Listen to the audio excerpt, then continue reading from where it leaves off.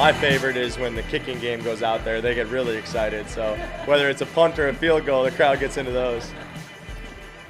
Welcome back to an across-the-pond edition of Enough Said. My name is Dan Barreiro, joined as always by Justin Gaard and Lori Fisher, who might sneeze at any moment, according to what I heard before. Don't talk about it. Yeah, put it in your head. We're not actually across the pond, though, are we, Lori? And why aren't we across the pond? Why couldn't we have done the show? We should have thought of this. We should have. We didn't London. plan ahead. No, we didn't plan And ahead. now I have FOMO. Do you guys have FOMO? I'm experiencing FOMO big time. If I'm experiencing anything this week, it's FOMO. Don't look at social media then. I That's wish I what was you there. just got to put the social media away. That's why I have Justin and I at KFN Radio, we are literally the only two people true. from the station who are It's not true. in London. Well, thanks for true. holding down the fort there. We do, yeah. And being here. We're with trying. us. We're doing the best we can. Okay, well, let's talk Next about time. The Vikings. Yes, next time they play there. The Vikings are in London to play the New Orleans Saints. The teams play at 8:30 Sunday morning Central Time. This will be the NFL's 31st game in London. The Vikings are coming off a nail-biter of a win. Those final 2 minutes, it really came down to that. Last Sunday against the Lions, making Minnesota 2-1, Dan. Yes, indeed. We stole one. It's not, you don't have to apologize for it, but I think you do have to be realistic about it. We stole one from a team that played better than us most of the game, in large measure because their coach choked up at the wrong moment, had one horrific decision. Actually a couple of bad decisions down the stretch, but one in particular at the end of the game, kicking that long field goal. So I guess to me the lesson for the Vikings, whether they're playing in London or in downtown Minneapolis or New Orleans, wherever they are, is stop getting behind 14 points. Because that's what they did twice against the Eagles and were never competitive. We got down 14-10 against the Lions. That's not a prescription if you want to be taken seriously as a team that really wants to go someplace. And that should be the lesson going into this very winnable game against the Saints. Yeah, every time we, speaking of social media, get on social media, another New Orleans Saint is out on Sunday, including the quarterback. They've got a receiver that's out. They've got defenders that are out. Going back to Detroit, and really the last couple of weeks, I'm fine with stealing games as long as you get better, right? Because you called this like a month ago that we were going to get we're just learning the defense, we're just learning the offense. All that is fine, and I think there's some truth to that because the offense, by the way, has not been super explosive. They were great early against Green Bay, then kind of went away. They were nowhere to be found against Philadelphia, and then it took them a really long time. They played basically a good quarter and a half maybe against Detroit. So there definitely are some growing pains, but if you're going to go with that in week 3, Dan, there does have to be some progress at some point, right? You do have to start, because we talked about the offense, they do have playmakers. It sounds like Dalvin is going to play. They got to figure out how to re-engage Justin Jefferson because he's been completely taken out the last 2 weeks. I'm fine with stealing games and working your way into it, but at some point, you got to start seeing that improvement. And it should come Sunday against a really beatable, very average, very hurt New Orleans team. New Orleans has a legitimate defense. We can't forget that it's a good to very good defense. And given that our own offense has been as erratic as it's been, 30 seconds. There might be some challenges there that we cannot take for granted. But as you say, their starting quarterback's out. Their best wide receiver is out. Their best running back is hampered. They got 2 or 3 other people. So this is a game. I mean, you could argue straight up this is a game the Vikings are supposed to win. Right. The head coach you hate is also gone. Sean Payton. Drew Brees is gone. Yep. And so there's a million reasons why the Vikings should win, especially now. But we've seen the way this team has handled things already this season. So let's see what they do with I would say they were given a gift. Yep. Take the opportunity to beat Detroit. Here's another different kind of gift. It's up to them to take. Set your alarm clocks. Up next. 8:30 Central. 7 a.m. Vikings Game Day Live.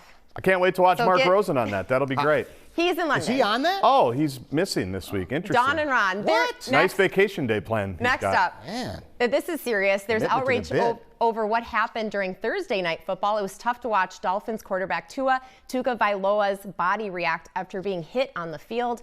His second bad injury in just 5 days. He got hurt on Sunday, showing obvious trauma. So many questions. Should he have been playing Thursday night, and the league's concussion protocols? Dan? Well, first of all, Lori Fisher, you're part of the problem because you refuse to play. It's my fault. Well, it will be in a minute. Okay. The video, you do not want to play the video of, shall we say, the most graphic aspect of it. It's tough to watch. His hand, it is tough to watch, but then part of this is that's what we got to see. if we look away from it, maybe it's too easy to not ask the questions that need to be asked. Look, logically speaking, anybody who watched him go down the Sunday before, right, you're saying to yourself, it makes no sense that he ended up playing in that game. And, by the way, he played well. Then you say, well, then their next game's Thursday. Logically speaking, it makes no sense that he's given the opportunity to play in that game. Then he's in the hospital, and he's out in like 5 minutes. Right. And they go, oh, he can go back on the team. And he's in good spirits, apparently. Which makes no sense either. But, you know, there is a larger issue, the player's name, I think, a former player, Dominique Foxworth. Do you know him, Justin? Yes, yep. On ESPN. He's all over the ESPN. Yep. Okay. I thought he raised a really important point. He said, you know, look, we're kind of all frauds in our moralizing and lecturing because the truth of the matter is what the research shows is even small hits, repeated concussive hits, can have a very bad impact on players, on many, many players. We fixate on the really graphic ones like the one Lori won't show. But his point is that we're all a little bit fraudulent because the truth of the matter is, as he put it, let me see if I can get the direct quote, we have not figured out a way to make it safe. As long as we support the NFL and watch the NFL, and I would add cover the NFL, we're complicit in letting these things happen. Now, we can buy ourselves off and say, you know, we can get sanctimonious and soothe ourselves lecturing and yelling about this sort of gross example. But you know how you make the game safe? You stop playing it. That's the truth. And that'll never happen. And that's never going to happen because there's billions and billions of dollars. But those of us who are in this business wanting it both ways, I do think we have to acknowledge that very inherent contradiction that exists. This game will never be made safe. The nature of it will not allow us to ever say, well, this is a safe game compared to any other professional sport. Fair to say? Fair to say. I agree with everything there, but we also know it's never going away. What's crazy, though, is there were Miami Dolphins talked to after the game that said, hey, everything seemed fine with Tua. Like, he went through the protocols, he went through the week, we all thought he was good to go. And as you open, how does that make any sense to anybody? It's interesting that the former players are the ones that are saying, we all saw it. We all saw him stammering. We all saw him walking around. There should be an investigation on what happened in the interim. And if protocols do need to be looked at, tightened up, I know they've done that from time to time. Because players, as they've all said, here's the other thing where some players have said, well, it's, you know, it's bigger than the game, but our jobs are also on the line and we have to play. So there's that dichotomy too, right? Or that, I guess, contradiction in terms. But it doesn't make any sense that just 3 days later, after what it looked like was a serious head injury, even though they said it was a back injury, he was going to be back out there. I don't understand how the protocols could allow for that, even if they thought, well, it was just a back injury on the front end. It just doesn't make sense to start where you did. Even what's coming up again too is, what are we doing? We still have another sign that we should not be playing Thursday night football. Okay, I think I agree. Yeah. Enough said. The NFL is getting, it's a $1 billion deal a season with Amazon. Guess who wants all that money? Players. The owners, the players, media outlets. So we're all guilty is what I'm saying to a certain extent. I told you guys, I texted you this morning that this show should be an hour tonight. Well, let's just keep going. It definitely could be. Is there anybody to stop us? We got to move on. It's homecoming weekend for the Gophers, and it's stripe-out time against Purdue. So depending on where you sit, what's that mean? You're supposed to wear. Haven't you heard? Do you follow Justin on social media? I try not to. You have to wear maroon or gold, and we heard there's a run on gold. And I know, Justin, you've offered to just bring lots of clothes. Yeah, there is a shortage of gold. Why don't you explain it, and then you guys, 2 minutes. There is a gold shortage in the Twin Cities, from what I'm told. So if you have some extra gold, bring it down to Dickeytown tomorrow. Maybe you can make some money. It's a huge problem. Let's focus on the on-field. You get booted if you do not wear one of the proper colors. You get booted. Well, no, it's Minnesota. You'll just get mutterings and bad looks. That's and then true. we'll talk behind your back. I might tweet about it. Yeah. I will have some maroon shirts, though, on Oak Street. If anybody needs maroon, I am your guy for that. I will make a little money on the side. No, I'm giving them away. Okay. I'm giving them away. Golds, though, we might be on your own. I can't find golds anywhere. Product on the field, Michigan State a week ago, we talked about how, okay, you're going up in class, you're playing a Big Ten team. Really almost a perfect game. There's very few nits to pick from that performance on Saturday, and they were mature. They've gone, Dan, from youngest team in America, which I know everybody loved when PJ would say that 4 or 5 years ago, to one of the oldest teams and one of the most mature teams, one of the most business-like teams. They went into a 75,000-seat stadium and basically sucked the air out of the place within the first quarter and a half. It was a very mature victory that now gets people talking about what could be coming down the line for this team. Let me try to put it in the PJ Fleck vernacular. the Golden Gophers were 10-0 in the Michigan State season, not 1-0. That was like beating a team 10 times. It was as thorough, as you say, as systematic. I keep describing this team as looking like a really serious football operation with serious intent and going about their business in such a mature, dare I say it, professional way. There wasn't anything to complain about. We never punted. Right. They never even made us punt. The one brief time Michigan State got interested, third quarter, we immediately forced a fumble. And scored right after. Notice I'm calling us. You're in. Now. I'm in. Come on in. What color are you going to wear tomorrow, maroon or gold? Performance. And as Glenn Mason says, perfect storm, man. The division's terrible. You got a chance to make your mark this season. Up next, we're going to talk about quietly quitting. We would never do that. No, but we would other quit people very do. loudly.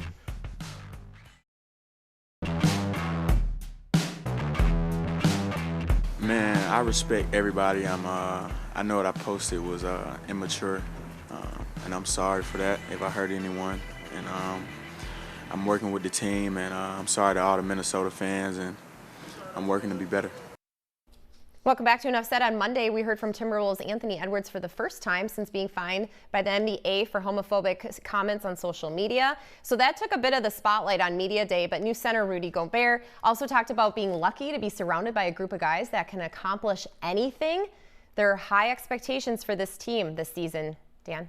There are extremely high, and I think believable expectations. I'm definitely on board. I've loved this trade from the moment it was made. I think we're in the dawning of the age of Aquarius for the Wolves, and I know it's dangerous to say it, but I think I have the right to say it because I've been here for the whole time. Yeah. I've seen all the dysfunction. This is going to be a good to very good basketball team. I'm not saying they're going to get the NBA title this year, but the next 4 years, at least, this should be a 50-plus win team with a chance to make some noise. And ironically, I really think the guy I've been thinking about the most, Justin, I want to get your view on this, isn't the so-called any of the big three.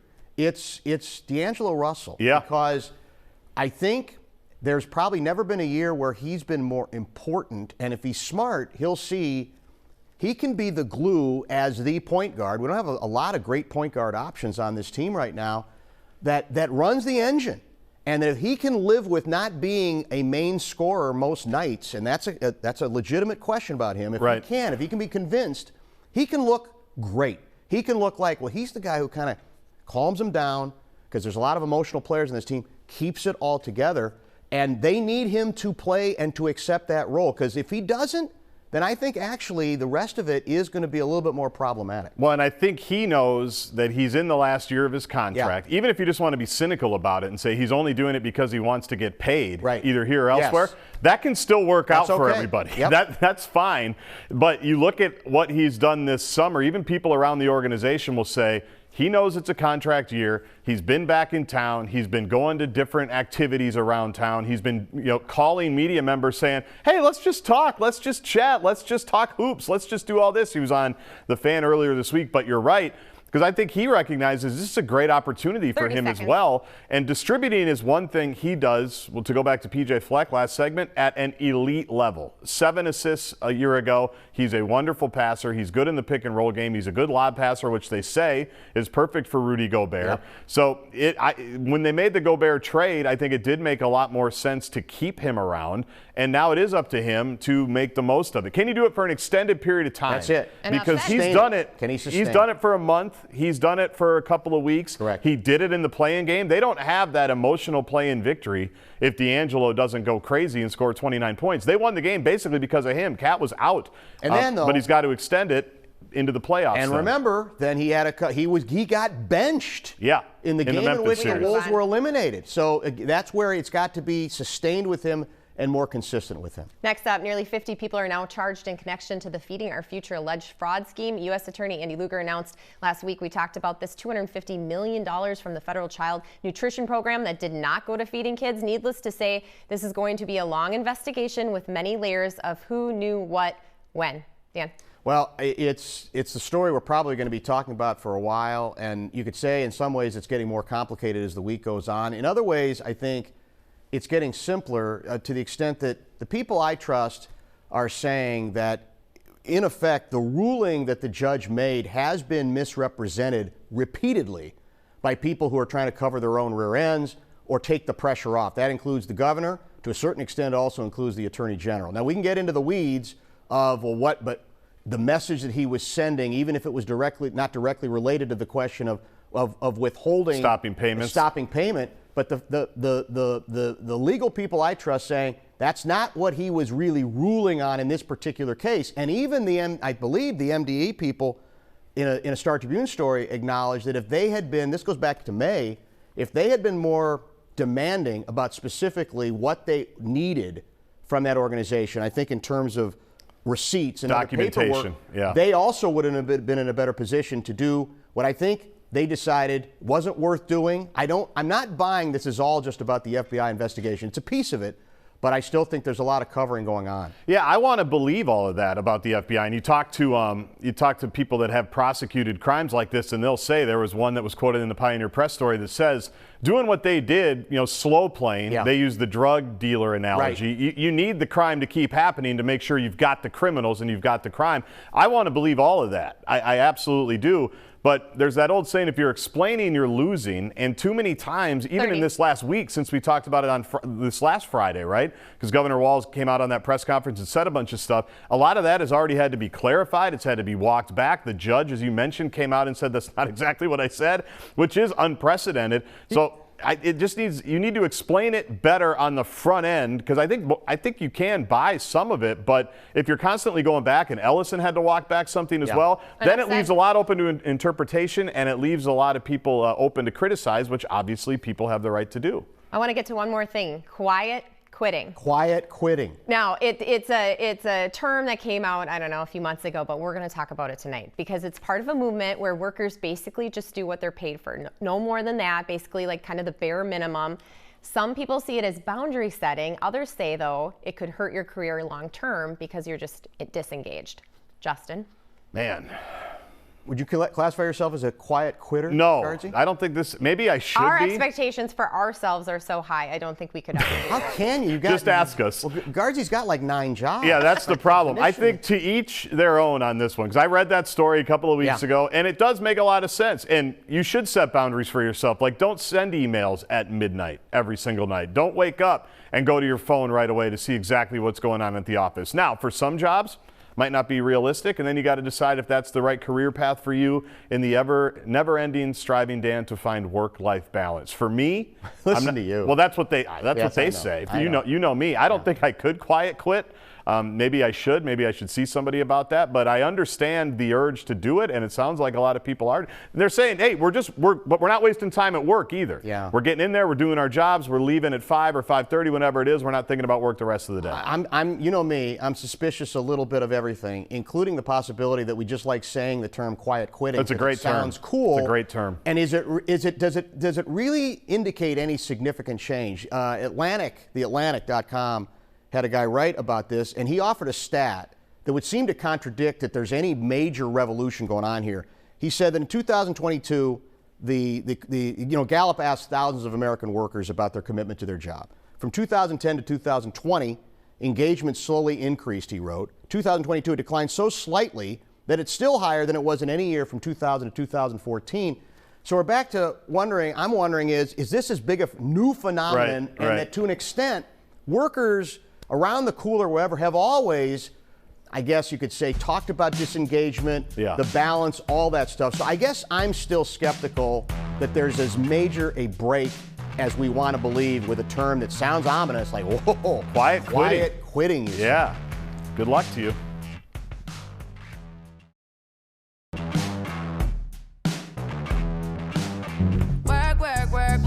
Work. You see me heavy work.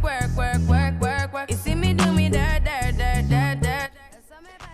There she is. Welcome back to Enough Said. Superstar singer Rihanna will headline the Super Bowl halftime show come February. No word on any guests yet, but I'm sure she will have a bunch. She has some new music coming out too. She did turn down the opportunity in 2019. Dan?